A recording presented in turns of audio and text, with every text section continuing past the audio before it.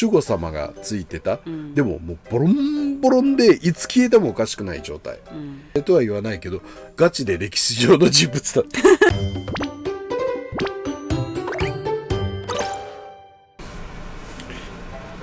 おはようございます。おはようございます。あやさきチャンネル満作ネアドリシェ西のあやとさきでございます。本日のおともちゃん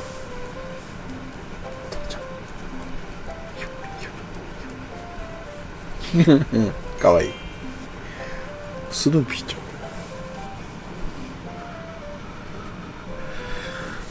ん。ほんと最近行かないよね。ずいぶん行ってませんね。本当に行ってない。風前に一回行ったんだけど、うん、何にもいい子がいないという、うん、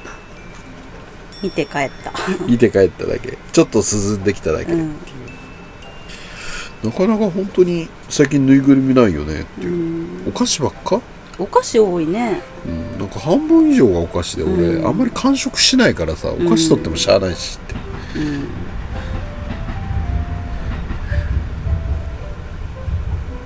ん、やめて、虫らないで。だってゴミついてんだもん。開けたらどうすん。じゃあこれ取らなくてもいいってこと、うん、これ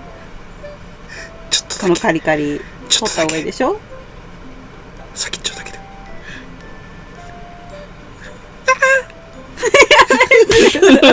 あれ痛いかな。いや、だいぶマシになったからね。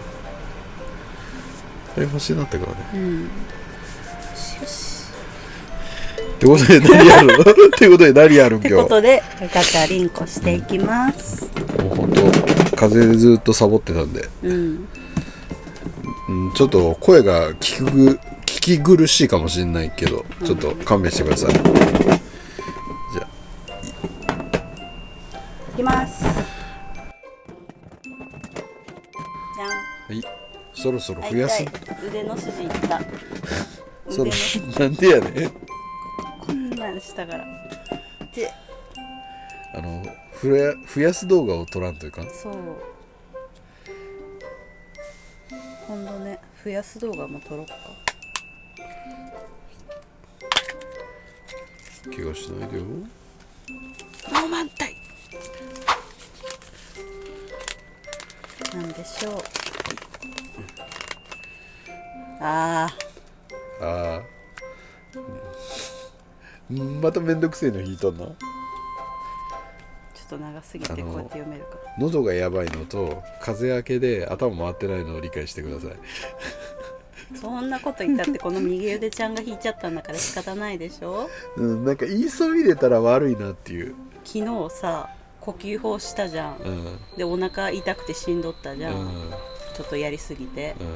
でさここがさ気が、うん、溜まったっつって、溜まったって、うん、だからだよ。だから引きがいいんだよ今日は。なんでやねん。そういうのある。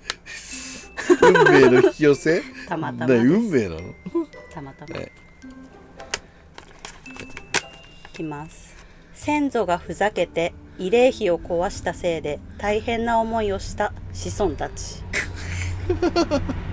でしょ。あれか、このタイミングででしょ。なんでこのタイミングや。だからこう昨日呼吸法したから。豚足。いや筋肉はある方だよ、ね、だいぶ落ちたけど。抜いたらすごい。脱いだらすごいよ。いろいろと。いろいろと。いろいろとちょっとお見せできないもの。お店お腹の脂肪ちゃんが。まあこれもね、この方はね、正直いまだに交流がある方でね。うん。仲良くさせてもらってね。っていう方で。まあ何にせよね、この方、前やってたお仕事、うん、お菓子作って配達しとった先の方、うん、で営業と配達をやってる方が仲良くて、その男の方とね、うん、すごい仲良くて、まあいろんな助言とかさ喋ったり、たわいもないことやったり、もうほんと友達みたいな。配達先の人ね。うん、配達の先、前俺が仕事してたお仕事があって、うん、でその商品を配達しに行きました。でその配達先のところにいるその男性の方がいるんやて、でまあその方のお仕事は営業と、またなんていうかな、いろんなところに卸をしている方なんだけど、まあそこの配達先の男性の方と仲がいいんやで、まあ今でも交流あるし、もうねいろいろとだめったりっていう、たまにお家行くもんね、お家何名か行かしてもらったんだけど、まあその見えとることもいろいろ知ってたり、いろんな助言したり、もう死にかかっとった時にまあ、気を流してね、いろんなお手伝いとかをさせてもらったんだけど、まあその時にまあオーラが見えるとかいろいろあるやんか、ちょっとうちの嫁さん見てくださいよって、あいいよいいよ全然っつって、俺もうほんと拒まないもんで、そういう風に見ますよって言って、でいついつもう仕事が終わってその合間休憩時間とかさあるやんか、その時間に合わせて嫁さん来るんで、って言ってあオッケーオッケーっつって見た瞬間にゲッってやつあこれあかんやつマジあかんやつと思って、いろんな意味でね、いろんな意味であかんやつやこれと思って、マジかと思って、やっぱ真剣になると俺結構目つきとか態度が変わるんやて、その命に関わるから、おちゃらけてやれんのやて、ね、普段はもう女やったらバカ見るよとかさ、軽いこと言うんやけど、もうこの方を見た瞬間にあやばと思って、どうしようと思って、で後日っていうのが怖かった、正直言うとね、でまあそのお仕事先のその方も会社自体がね、俺のことを知ってくださって理解してくださったもんで、ちょっと端っこの方でいいんで、1時間ぐらい貸してくださいみたいな感じで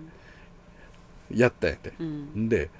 その霊視っていうか鑑定っていうか見たを感じ、もう率直に言うと守護様がついてた、でももうボロンボロンでいつ消えてもおかしくない状態、でもう一つ横についてた方がありえないぐらいのバケモンクラスの力を持った方でも悪意を感じないで、でもやばいぐらい力あった。でもっとやばいのがもう大小さまざま、大いかないんだけどもうカスみたいなやつが100ぐらい群がってる。悪霊とは言わなくてももうなんていうの、浮遊霊とか妬みとか嫉妬とかもう100ぐらい渦を巻くようにまとわりついてる。そう魂が、そう地位には魂たちが見えるのか、その人の形まで見えるのかっていう。その守護様は形姿が見えて、でもう一個の横についてる場が強い人も姿形がしっかり見えてる、でその周りに100ぐらいくっついてるのは手だけだったり、顔の一部だけであったり、光の塊だけであったり、もうさまざまな現象の状態。ただしみんな悪意があるっていう、それがもう群がって渦巻いてる。やべっていう話で、速攻でとりあえず払う以前にまずオーラとか見て、そういうのを見て、まあ状況的にやばいから全部これやるからっていう話をして、でその話した瞬間にあなた小さい時から何遍死にかかってますって俺言ったらもうっていう話になって、溺れかかったでしょって、たわいもないこととか引きずり込まれたでしょっつって、もうそれ守護様延々と話してるからねって、もう私にはもう精一杯助けえない、もう次から次へと寄ってきて、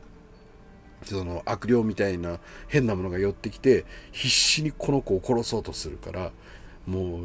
手一杯でも私はそろそろ限界ですっていう話をされて、でこういう現象ありました、こういう現象ありました、みんな当たってるって当たってるというか、守護様は言ったことだをオウム返ししとるだけだから俺は、まあ、ずっとそばにいるからね、でもうその話を守護様と話して仲介して、そうした守護様が何とかしてくれますかって言ったもんで、まあするけどできるか分かんないよっていうのを守護様に話して、でも本人は意外と勝ち気で芯がすごいしっかりしてる方なもんで、まあこれのおかげで生きてるんだなっていうのもある。でまあ俺から言わしたら、そのまとわりついた数のちっちゃいものはカスなんやて、俺から見たらね。本に見えるの？見えない。じゃあ本人の姿というか、なんていうの、その周りの霊たちのせいで本人のことを地位が見えるのっていう、地位の目線で見た時に、そのご本人、取りつかれてるご本人は見える、見えないやろ。本人でしょ。ね、誰の目線のこと言ってる？地位の目線。俺は全部見えてるやん。地位から見て全部見えるけど、その周りの霊で囲まれちゃっとって、その本人が見えなくなってないのっていう。ああ、薄くなったりそれはしとるから、だから見にくいよ。こうやって実体が見えてるけど、なんかブラインドかかっとるみたいなものが、みたいな、なんか隠れちゃってないのかなって、そんな100体もってなったら、なっとるよ。なっとるよ。でも隙間とか普通にあったり透けてるから別にって。だからちょっとなんか曇っとる眼鏡で見てるみたいな。その人のオーラはなんだったありえないんだけど、確かピンク色だったんやて。で経験的にありえないんやて。ピンクっていうより赤のパステル色だったんやて。まあ結論だけ言うと、それを全部外した途端に赤に戻ったんやて。だから本来の色なんやて、赤が。結論だけ言うとね、あんまりなんていうの、それ飛んでいくと話がごっちゃごちゃになるから、そういうことだよね。だからまあなぜピンク色になってたのかっていうね。そうだからまあそれを見た瞬間にやばいなって。で過去こういうことありましたよね、命の危険1回2回じゃないよねって、でそういうお話をして、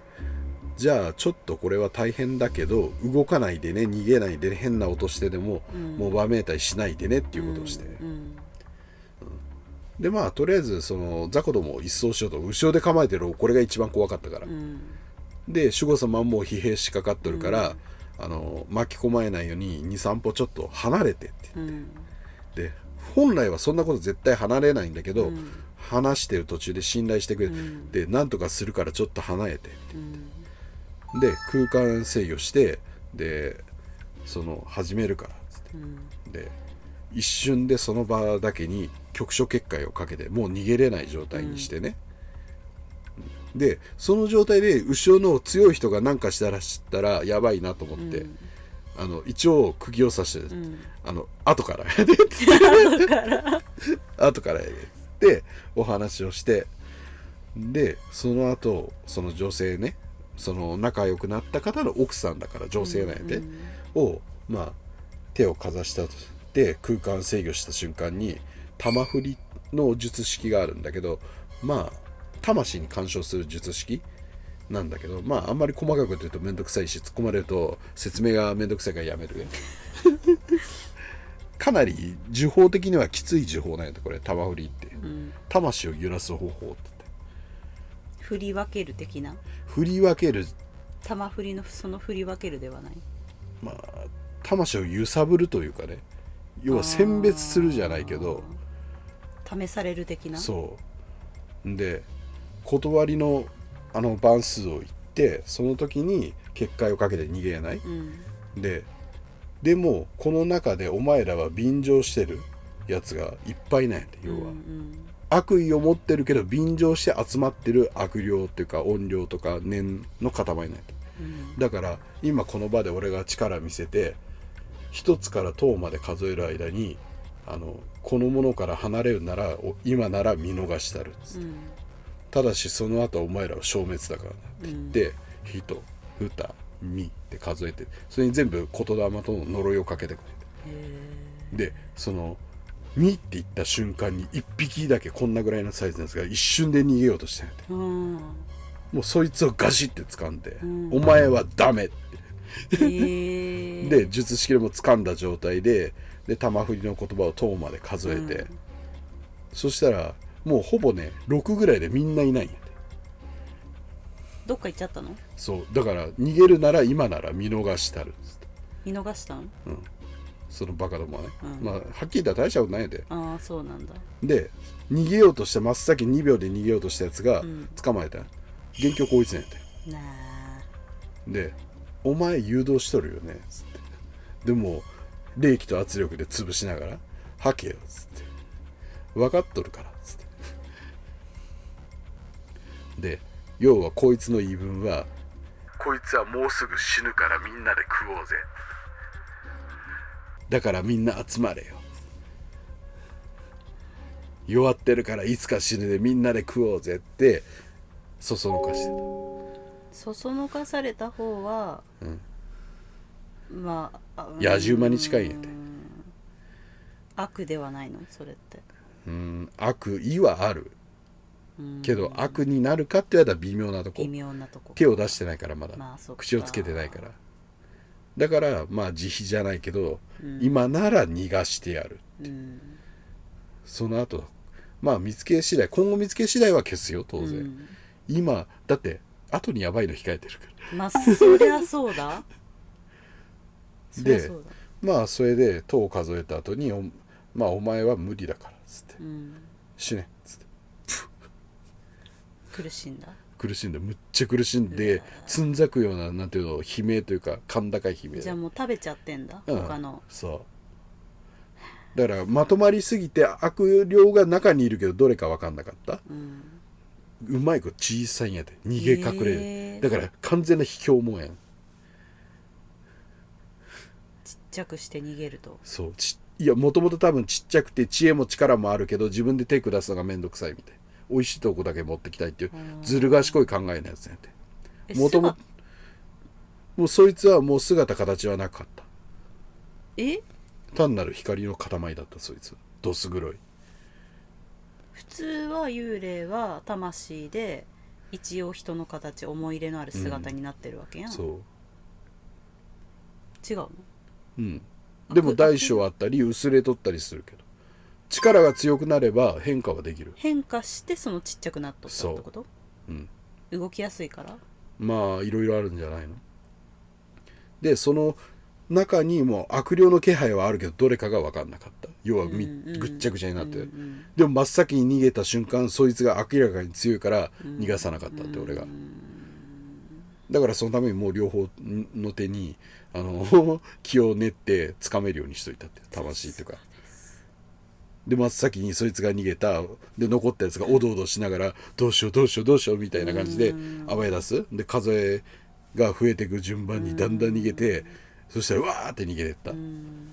こいつはそそのかしてた。まあ多分さ、この逃げたやつさ、ふつまの兄貴のさ、まあ回収部隊でやってるよね。なっとるやろね。多分もう分かるやんだって、でまあその後に少し軽くなったって、そこで終わんないんだよね。終わんないよだって大物待ってるからねっていう。オーラの色もピンクになっちゃったんだから、で大変なそいつを壊して、でまあそこから中に霊障がついてる。体中に傷だらけになって魂の傷がついてる。と思って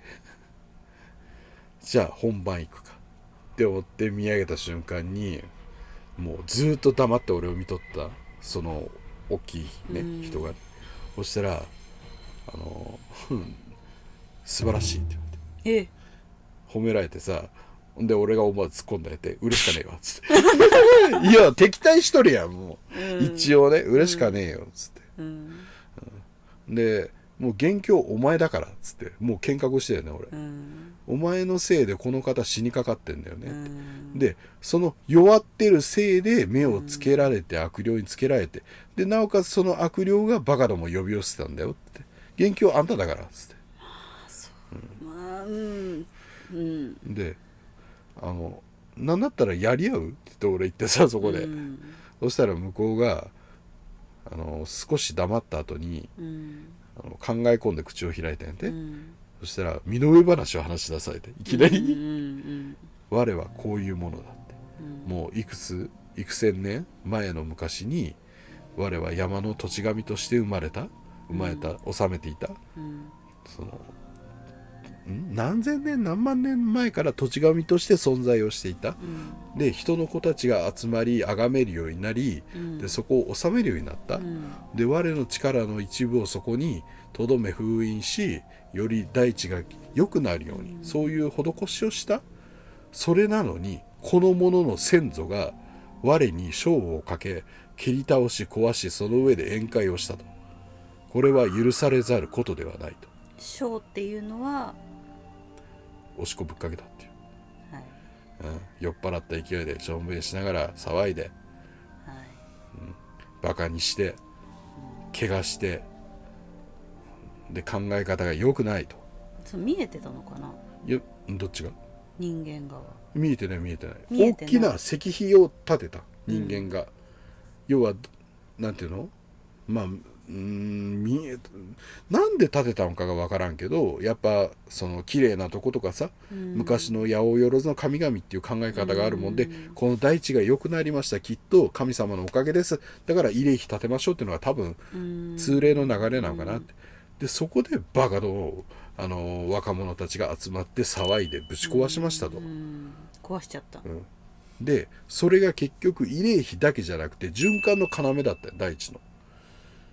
でそれを壊したことによっての汚れが始まって疫病が広がって、それを収めるには莫大な力と霊力が必要だった。自分の一部を汚されて壊されて、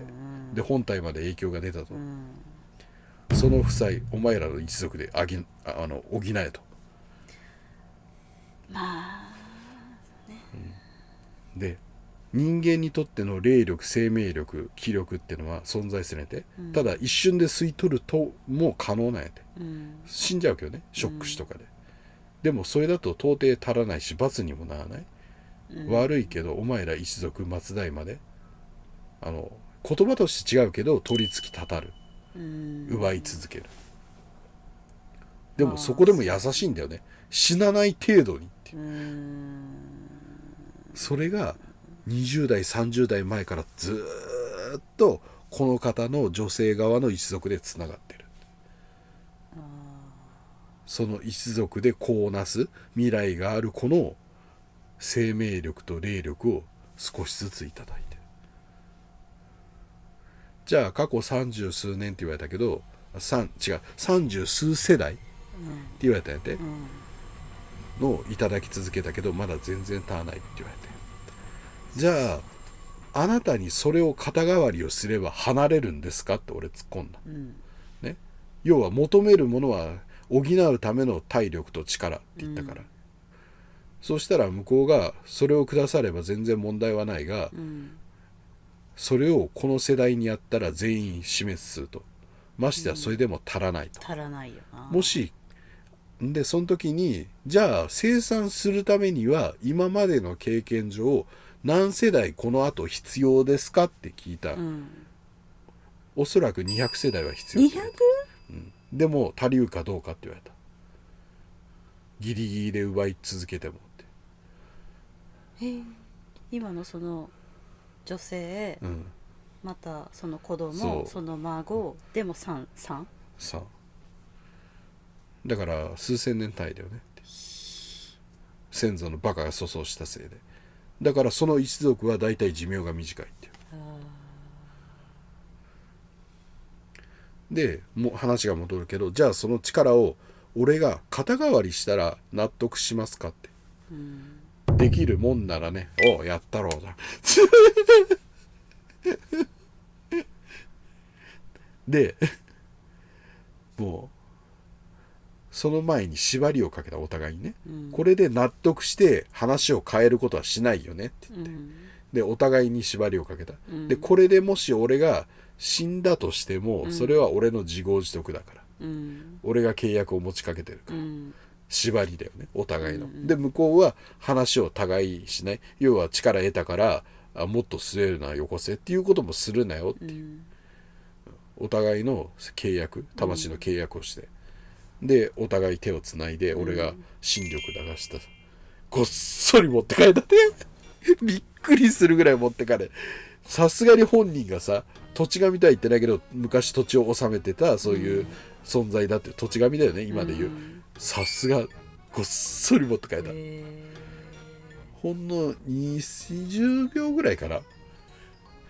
もうその後俺立ってられんだって、膝ガクガクして。それ何、魂の力を持ってかれたってこと？そのいや俺の心機、天界のこの魂やんが、ちいちいはで人間の肉体で、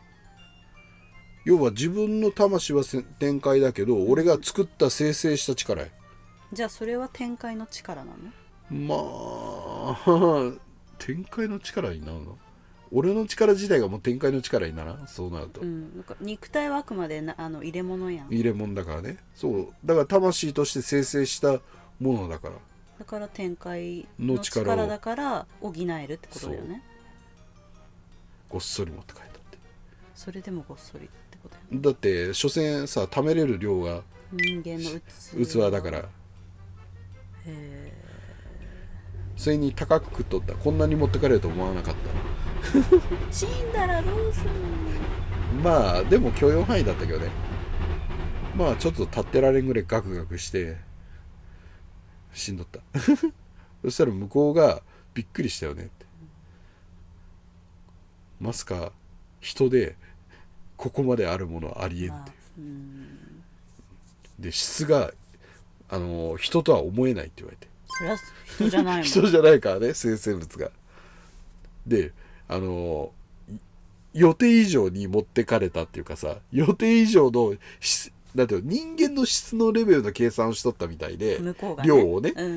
でも人間のレベルの1と天界側の霊力の1がだって見桁よけたら違うやでその天界人一人、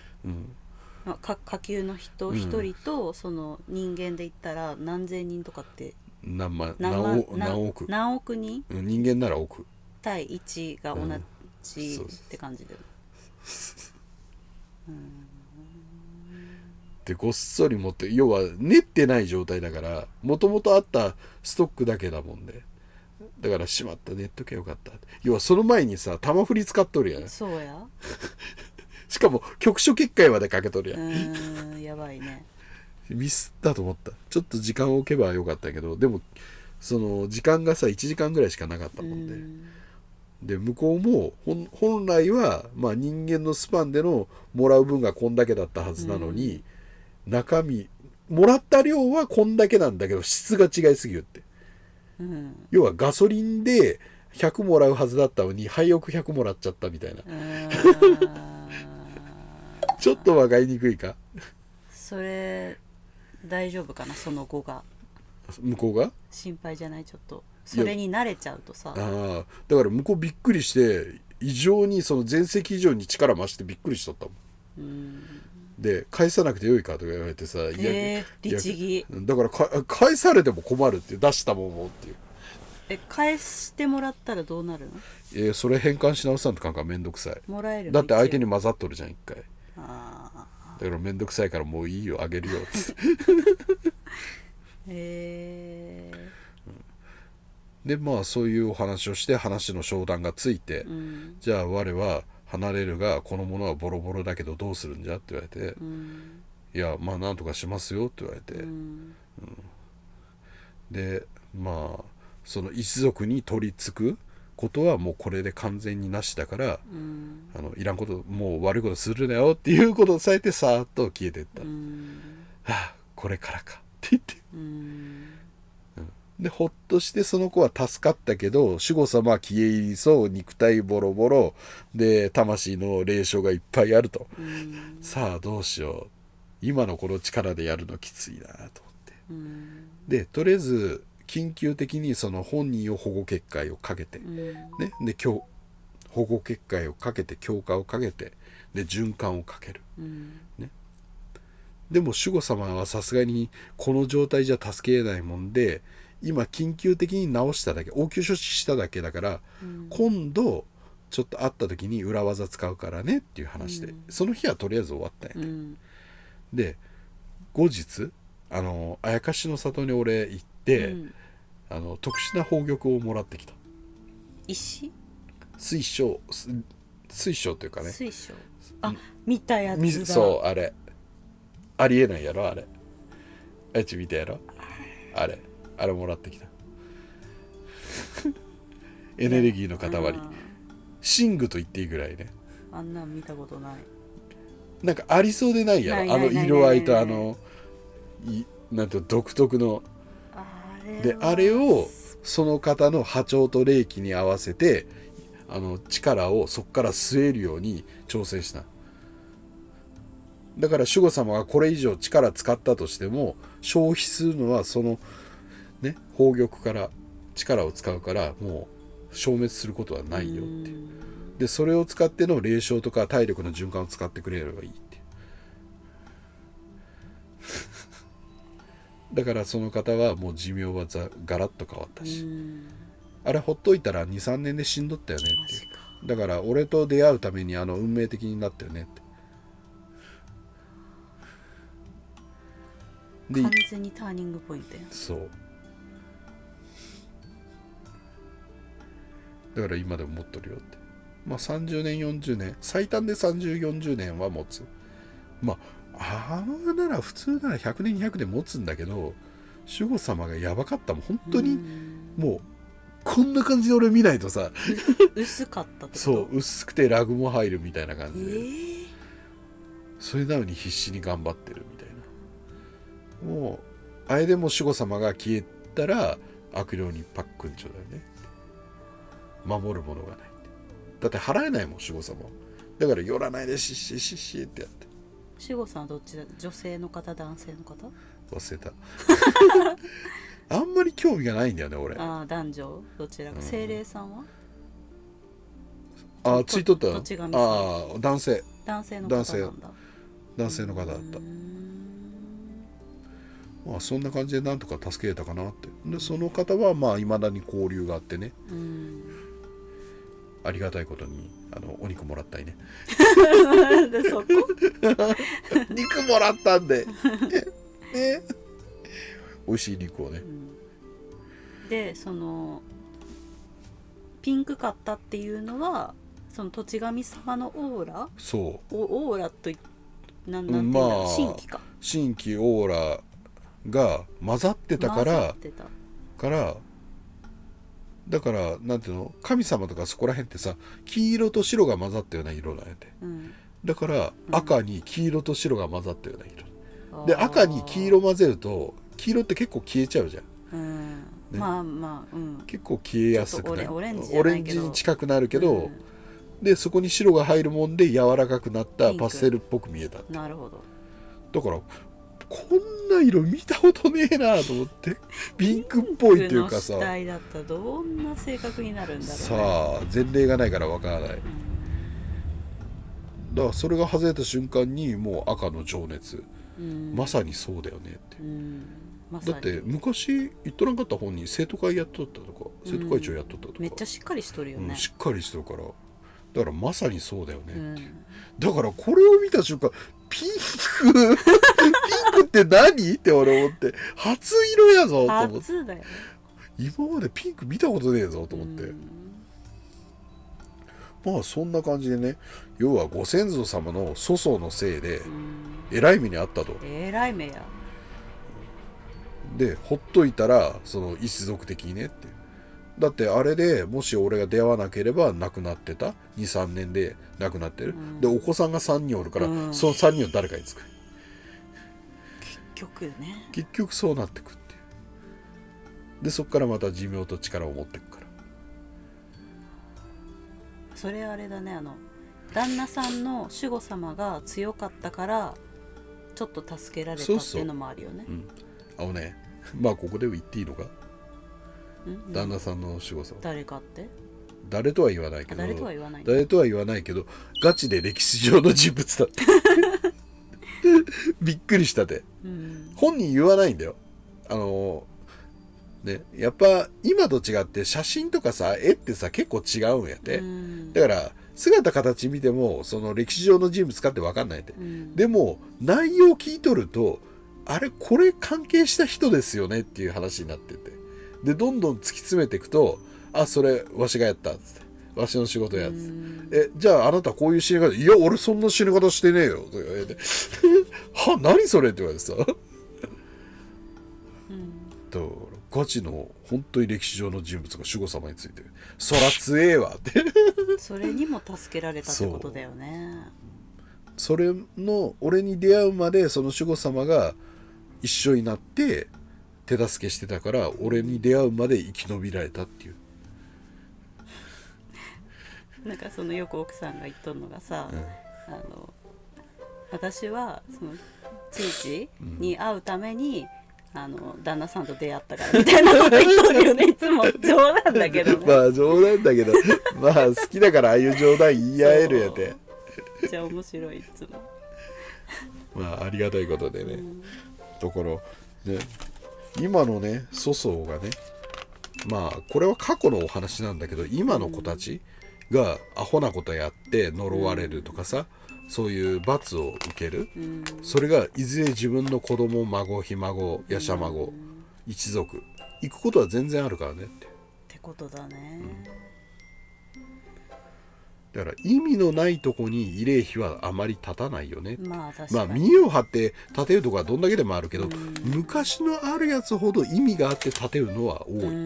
現代はなんだ見栄で張るとこが多い。まあ、意味もないのにさ勝手に社建てたりさ、敷地内に個人が勝手に建てたりするやんか。見分けつかんね、もうそこまでいくと、そうってな感じでよろしいでしょうか。うちらはその旦那さんに助けられて連絡先を交換しました。助けられて連絡先どういうこと、いまいち意味がわからない。その旦那さんお腹鳴ってる、やばい、いろいろ話が飛んだ。その旦那さんのおかげで、そのちいちにその愛知がちいに助けてもらった時に巡り巡ってそっちから回ってったんだよね。そのここの旦那さんのおかげで、そのちいちと愛知が会うきっかけにはなったよね。ことになってっていうか、だから出会う前だからね。単独行動してた時単独行動っていうかさ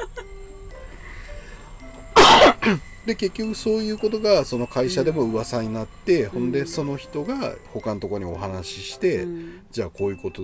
こういう子がいるんだからちょっと見てくれんっていうのが回り回って愛知に繋がったと、で愛知も見た瞬間にゲッと思ったと、この子やべやべそんな軽い気持ちじゃなかったけど見た瞬間にこの子もう死の宣告って思ったから。だからあそこの場で何人も助けてるって感じだもんね。そうだよね。あそこで結構助けてるかな。白いオーラの人も助けてるしね。まあその方もその会社の関係者だからね。その話ってした？まだ？白い魔女の話はしたじゃん。白魔女様ね。じゃなくてその現世での大変だった話。お父さんの。入ってる？もしかしたら。わからんけど、それ話していいのかね。プライベートなことも結構あるから、あれはちょっとやめた方がいいのかなっていう。いろんな人をそこで助けて。まあそこだけじゃないけどね。まあ確かに。まああそこはその会社様がその理解してくれてたからね。俺のその行動というか。だからありがたかったかなっていう。外部の人間だからね俺。その会社の人間じゃないからねっていう。巡り巡ってね。だって普通にさ外部の人間がさ仕事で配達に行ってんのにさ、そのお偉い方とかにさコーヒー普通におごってもらったりさそういうことも全然してもらったんで、ありがたいことで、ではこんな感じでよろしいでしょうかね。まあ要は今の大変なことが子供に行くということもありますよって。でご先祖様がいらんことやってると今の自分の、ね、不幸というか大変なことがもしかしたらご先祖様が粗相したからの可能性もあるからねっていう。まあこれに関しては見なきゃ分かんないから俺は本人に、という感じで、OK？ はい、ありがとうございます。ありがとうございます。